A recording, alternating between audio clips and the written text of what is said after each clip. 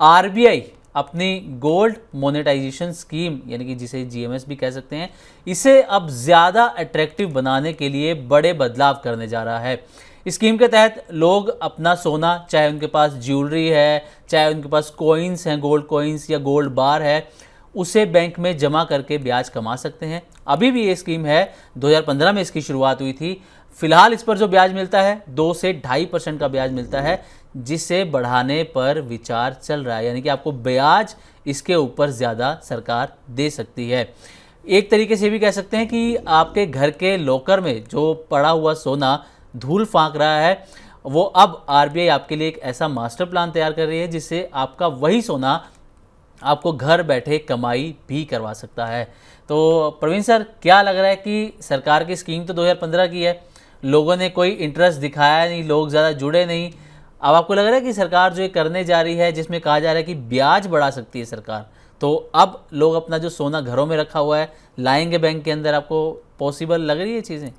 नहीं, देखिए इस कहानी को समझना होगा सिमरनजीत, और ये बहुत बड़ी खबर है इस लिहाज से, क्योंकि सरकार के पिछले कुछ वक्त में अगर आप 2024-25 के आसपास को देखेंगे, दो सरकार ने अपनी बड़ी स्कीमें बंद की। एक आपकी सोवरेन गोल्ड बॉन्ड की स्कीम थी जो 2015 में आई। 2015 में ही सरकार गोल्ड मोनेटाइजेशन स्कीम लेकर आई थी। दोनों स्कीमों को एक गोल्ड जो सोवरेन गोल्ड बॉन्ड है उसको जो एक तरह से अनौपचारिक तौर पर सरकार ने बंद किया, उसके लिए कोई ऐलान नहीं किया, लेकिन नई किस्त भी जो है वो नहीं आई। गोल्ड मोनेटाइजेशन स्कीम को मार्च 2025 में सरकार ने उसके मीडियम और लॉन्ग टर्म के लिए बंद कर दिया। शॉर्ट टर्म 1 से 3 साल का उसमें चरण में स्कीम है। 1 से 3 साल के लिए अगर आप लेते हैं तो उसमें 2.25% का और बाकी के लिए 2.5% का ब्याज सरकार इसमें देती थी। और यहीं से वो बात आ जाती थी कि सरकार के खजाने पर बर्डन किस तरह से पड़ रहा है। और इस पूरी स्कीम के जो दोनों इन स्कीमों में दरअसल सरकार को नुकसान उठाना पड़ा सरकारी खजाने में। गोल्ड मोनेटाइजेशन स्कीम में टोटल आप 2025 तक अगर देखेंगे, 15 से 25 तक, तो 10 साल की अवधि में सिर्फ और सिर्फ 31 टन सोना आया। भारत में माना यह जाता है कि 30,000 टन सोना मौजूद है भारत में घरों के पास, सिर्फ लोगों के पास घरों में जो पड़ा हुआ है, में सोना मौजूद है। मुझे लगता है कि दुनिया में शायद ही किसी मुल्क के पास हाउस होल्ड में अगर आप देखेंगे तो इतना सोना मौजूद है। तो सरकार 30,000 टन सोने को निकाल कर लाने में नाकाम रही। उसमें एक बड़ा फैक्टर ये भी आया कि पैन और इस तरह का टैक्स का ऑडिट हो सकता है, आपसे सोर्स पूछा जा सकता है। इस चीज़ ने लोगों में डर पैदा किया और ये आगे भी आ सकता है। अब सरकार इस पूरी की पूरी स्कीम को रिवाइज करने के बारे में सोच रही है। और इसमें जो बड़ी चीज़ है सिमरन जी, समझने वाली बात ये है, वो ये कि सरकार के खजाने पर दरअसल इसका बर्डन अब न पड़े, इस तरह की तैयारी की जा रही है। अभी क्या हो रहा था कि सरकार को 2.25 या 2.5% का ब्याज देना पड़ रहा था। जो 2.25%, 1 से 3% वाला 1 से 3 साल का जो था उसको बैंक मैनेज कर रहे थे, बाकी को आरबीआई मैनेज कर रहा था और उसके जरिए सरकार और आरबीआई कर रहे थे, उसके जरिए ब्याज दिया जा रहा था। तो ये सरकार के खजाने पर बर्डन था। अब असल में सरकार 1-2 ऑप्शंस पे काम कर रही है, जिसमें लोगों का सोना भी आएगा और सरकार की जेब से ब्याज भी नहीं जाएगा, ब्याज मार्केट लिंक्ड होगा उसका। इसके लिए एक गोल्ड स्पॉट एक्सचेंज बनाने की बात कही जा रही है। और ये एक प्रावधान जो सुझाव जो है वो आईबीजे ने दिया, Indian Boolean and jewellers association ने। ठीक है कि साहब आप एक गोल्ड स्पॉट एक्सचेंज लेकर आइए, उसके जरिए एक गोल्ड रिसीट आपको दी जाएगी। जब आप वहाँ सोना देंगे तो उसके जरिए आपको एक गोल्ड रिसीट दी जाएगी। इस रिसीट पर आपको इस रिसीट को बोला जाता है इलेक्ट्रॉनिक गोल्ड रिसीट, EGR। इस रिसीट पर जो आप रिसीट ले लेंगे, इस पर आपको ब्याज दिया जाएगा।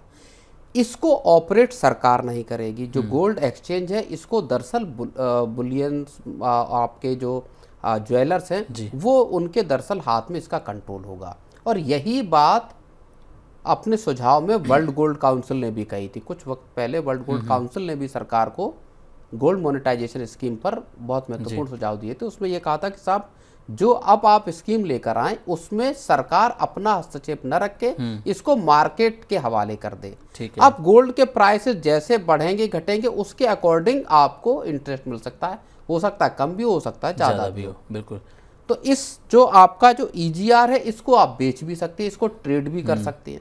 तो एक ज़्यादा फ्लेक्सिबिलिटी यहाँ पे सरकार आपको या देने का एक ऑप्शन यहाँ पे निकल कर आ रहा है। अब माना ये जा रहा है कि इस स्कीम के जरिए हर साल 1% गोल्ड जो है भारत का जो हाउस होल्ड गोल्ड है, यानी कम से कम 300 टन सोना हर साल आने की बात कही जा रही। जो पिछली जो स्कीम थी गोल्ड मोनेटाइजेशन की, उसमें जो पूरे के पूरे टेन्योर में सिर्फ और सिर्फ 31 टन आया, यहाँ सरकार पूरा 300 टन सोना ला सकती है। तो लोगों का सोना बाहर आ सकता है, मेल्ट हो सकता है, उस पर आपको कमाई भी होगी और आपके पास जो रिसीट है उसे आप जब चाहे बेचकर उससे अपना पैसा जो है वो निकाल भी सकती हैं। तो ये एक बड़ा जो बदलाव इस गोल्ड मोनेटाइजेशन स्कीम में है ये हो सकता है, और इसके जरिए जो बेकार पड़ा सोना या खाली पड़ा सोना उसको काम पर लगाया जा सकता है। एक बड़ा जो इससे फायदा होगा वो है सरकार का गोल्ड और सिल्वर पर जो बढ़ता हुआ जो इंपोर्ट बिल है उस पर काबू पाया जा सकता है। अगर आप आंकड़े देखेंगे सिमरनजीत, तो 2025-26 में ही गोल्ड और सिल्वर का जो इंपोर्ट है उसका वो $84 बिलियन का इंपोर्ट भारत ने किया है। और ये जो है देश के टोटल जो इंपोर्ट बिल है वो 774 बिलियन डॉलर का है, उसका तकरीबन 11% बैठता है। तो सरकार के सामने बड़ी जो है समस्या गोल्ड के इंपोर्ट बिल से बचने की है। 2 साल में 65% जो है गोल्ड इंपोर्ट बिल वो बढ़ा है सरकार का। तो सरकार के सामने समस्या है कि किस तरह से गोल्ड का इंपोर्ट घटाया जाए और किस तरह से जो देश का सोना है इसी को रिसाइकिल करके अलग अलग पर्पजेज में यूज़ किया जाए। तो मुझे लगता है कि नई व्यवस्था में अब अगर गोल्ड मोनेटाइजेशन स्कीम आती है तो ये एक कारगर व्यवस्था हो सकती है जहाँ पे कि लोगों का सोना काम पर लग सकता है। मतलब सरकारें चाहते हैं कि गोल्ड इंपोर्ट बिल जो हमारा बढ़ रहा है वो भी कम हो जाए, सरकार को भी नुकसान ना हो, लोगों को भी फ़ायदा मिल जाए। बिल्कुल, सरकार एक तरीके से ये चाहती है। लेकिन सर लोगों की कई बार ये भी लोगों ने कहा कि गोल्ड के रेट लगातार बढ़ रहे हैं, हम देख रहे हैं गोल्ड कितनी तेज़ी से भागा है, लेकिन सरकार जो ब्याज दे रही है लोग कह रहे हैं कि वो 2-2.5% ही दे रही है। तो इससे भी लोग खुश नहीं, लोग चाहते हैं कि ब्याज ही बढ़ाया जाए सीधा। नहीं, देखो अब उसमें समस्या है। सरकार ब्याज देगी कहाँ से आपको? सरकार ब्याज असल में आपको अपनी जेब से दे रही है, चाहे SGB हो, क्योंकि आपको SGB में क्या हो रहा था, SGB में 2.5% का ब्याज मिल रहा था। आप जब खरीद रहे थे डिजिटल माध्यम से खरीद रहे थे तो आपको कुछ छूट भी मिल रही थी 50 रुपए की या ऐसी कुछ, अगर मैं ठीक हूँ। और जब आप बेचने जा रहे थे मैच्योरिटी पे, तो जो 3 दिन का गोल्ड का प्राइस है स्पॉट का, IBJA का ही संभव है, उस प्राइस के आधार पर आपका गोल्ड को आप रिडेम्पशन कर सकते थे। तो आपको तो मान लीजिए आपने आज 2026 में सोना अपना रखा या SGB आपने खरीदा, 100 रुपए का खरीदा, 100 रुपए का मान लो आपको 1 ग्राम मिला। अब 1 ग्राम की कीमत 2030 में, 26 के से 4 साल बाद 2030 में जब आप रिडेम्पशन करने गए तो 100 रुपए का सोना हो गया मान लो 150 रुपए का। तो आपको तो 150 रुपए मिल रहे हैं और उस पर सरकार ब्याज भी दे रही। वो ब्याज सरकार बिना वजह दे रही है, वो सरकार पे बर्डन पड़ रहा था। इसी वजह से सरकार को लगभग 1.25 लाख करोड़ रुपए का बर्डन उठाना पड़ा SGB में, इसीलिए सरकार ने SGB को डिसकंटिन्यू कर दिया। अब जो गोल्ड स्पॉट एक्सचेंज बनेगा ये क्या करेगा, ये इसके पास जो सोना आएगा इस सोने को ज्वेलर्स को लीज पे दिया जाएगा। यानी जिन ज्वेलर्स को ज्वेलरी बनाने के लिए सोने की जरूरत है वो सोना वो इस स्पॉट एक्सचेंज से खरीदेंगे और उसका ब्याज दे सकते हैं उसको, और वहां से वो ब्याज जो मिलेगा उस ब्याज को यहाँ बांटा जाएगा। आपको जो EGR मिल रही है, इलेक्ट्रॉनिक गोल्ड रिसीट मिल रही है, वो जब आप भुनाएंगे तो जिस रेट पे सोना प्रिवेलिंग प्राइस होगा उस प्राइस पे स्पॉट मार्केट में उस प्राइस पे आपको वो रिसीट का पैसा मिल जाएगा। ओके, अच्छा प्रवीण सर, एक चीज़ और अगर हम यहाँ पर देखें, हम रिटर्न की बात ना करें, ब्याज की बात ना करें, आप जानते हैं कि भारत में सोना एक परंपरा की तरह देखा जाता है। त्योहार आते हैं लोग सोने की खरीदारी करते हैं, शादियाँ ब्याह आती हैं लोग सोने की खरीदारी करते हैं। अब इस स्कीम के अंदर ज्वेलरी को आपने जिक्र भी किया कि मेल्ट किया जाता है, फिर अभी आपने एक्सचेंज की बात करी, तो लोगों का जो इमोशनल अटैचमेंट है, आपको लग रहा है कि लोग आएंगे अपनी ज्वेलरी लेकर और वो कहेंगे कि लीजिए भैया हमें रिसिप्ट दे दीजिए और इस पर ब्याज भी दे दीजिए और इसको आप मेल्ट कर लीजिए। मतलब इमोशनल एस्पेक्ट के हिसाब से अगर मैं बात करूँ, इमोशनल एस्पेक्ट की अगर आप बात कर रहे हैं तो ये बात सही है कि देश में लोगों का इमोशनल एस्पेक्ट है सोने के साथ। सोना और रियल्टी ये दो चीज़ें ऐसी हैं जहाँ लोगों का बड़ा भावनात्मक जुड़ाव होता है। अब इसमें एक सर्टेन तबका है, उसको तो आप राजी नहीं कर पाएंगे। मान लीजिए किसी ने अपनी शादी में हाल फिलहाल में ज्वेलरी खरीदी है, 2 साल 4 साल 5 साल पहले। अब आप अगर उसको कहेंगे कि भाई आप अपनी ज्वेलरी मेल्ट करा लीजिए और उसके बदले ये EGR ले लीजिए और सोना अपना रिसाइकिल करा लीजिए, तो वो मुझे लगता नहीं कोई भी परिवार इसके लिए राजी होगा। तो ये इमोशनल कनेक्ट गांव देहात में भी जब आप जाएंगे, लोगों से बात करेंगे तो वहाँ भी मुश्किल है। लेकिन इसके लिए ज़रूरी ये है कि सरकार को एक एग्रेसिवली, या जो बुलियन एक्सचेंज जो चलाया जाएगा गोल्ड का, उसके लिए अवेयरनेस का एक जो एग्रेसिव कैंपेन चलाना होगा, जहां लोगों को इसके फायदे बताने होंगे। तभी लोग इसके लिए सामने आएंगे। उनको फेयर प्रैक्टिस पता चले कि साहब ये बिल्कुल साफ सुथरा है, आपका जो गोल्ड है उसकी कीमत साफ सुथरी आपको मिलेगी, इसमें पूरा के पूरी प्रोसेस में ट्रांसपेरेंसी है।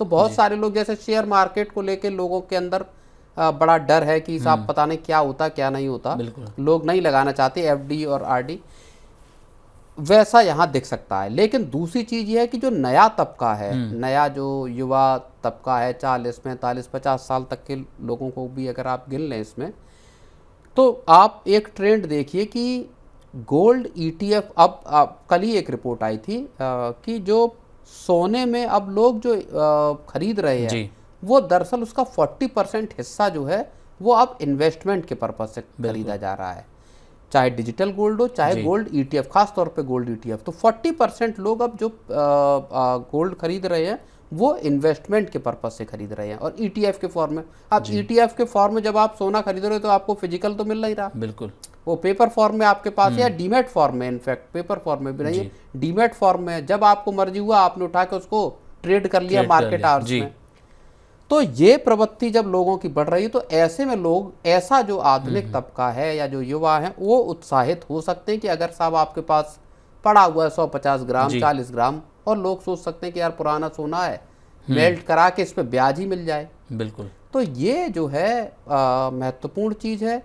जो गोल्ड स्पॉट एक्सचेंज है, ये इस सोने पर लैंडिंग की जो स्कीम है उसको भी स्टार्ट कर सकता है। तो ये महत्वपूर्ण स्कीम है, बशर्ते जो चीज़ें आप बता रहे हैं कि इमोशनल कनेक्ट और इस तरह का, या ये अगर सरकार सॉर्ट आउट कर लेती है या लोगों में अवेयरनेस बढ़ती है, तो ऐसा पहली बार होगा कि भारत का 30,000 टन सोना वो पूरा नहीं, अगर उसका 30% 20% भी अगर काम पर लगा पाए आप, तो आप इंपोर्ट बिल को सब्सटेंशियली घटाने में कामयाब होंगे।